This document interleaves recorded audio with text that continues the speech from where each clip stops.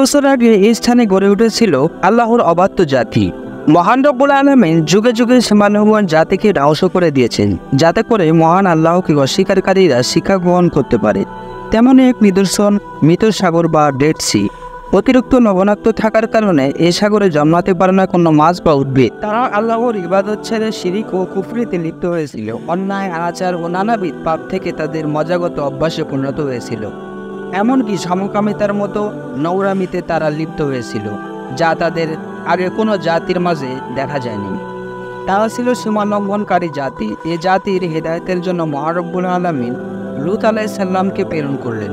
লূত আলাইহিস সালাম তাদের আল্লাহর পথে ডাকলেন এবং তাদের সব ধরনের পাপ থেকে বিরত থাকার জন্য নির্দেশ দিলেন, কিন্তু তারা কোনো কথাই মানল না। লূত আলাইহিস সালাম তাদের বললেন, আমি তোমাদের জন্য বিশ্বস্ত রাসূল, অতএব তোমরা আল্লাহকে ভয় করো এবং আমার অনুগত করো। আমি এর জন্য তোমাদের কাছে কোনো রূপ প্রতিদান চাই না।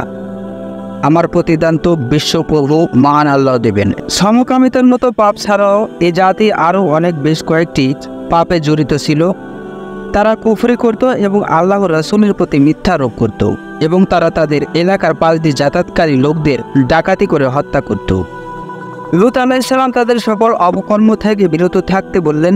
তারা জবাবে বলল, যদি তুমি সত্যবাদী হও, আমাদের উপর আল্লাহর গজব নিয়ে আসো। লূত আলাইহিস সালাম তখন বললেন, হে আমার পালনকর্তা, দুষ্কৃতিকারী সম্প্রদায়ের বিরুদ্ধে তুমি আমাকে সাহায্য গ্রহণ করো।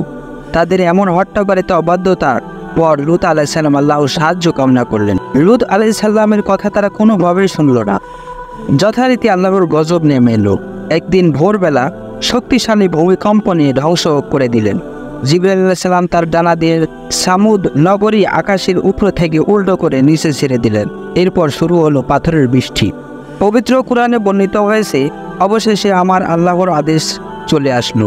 তখন আমি উক্ত জনপদকে ধ্বংস করে দিলাম এবং তাদের উপর স্তরে স্তরে পাথরের বৃষ্টি বর্ষণ করলাম। মহান রব্বুল আলামিন এভাবেই সীমালঙ্ঘন জাতিকে ধ্বংস করে দেন। তাদের নিদর্শনগুলো রেখে দিয়েছেন যাতে মানুষেরা এ থেকে শিক্ষা গ্রহণ করতে পারে।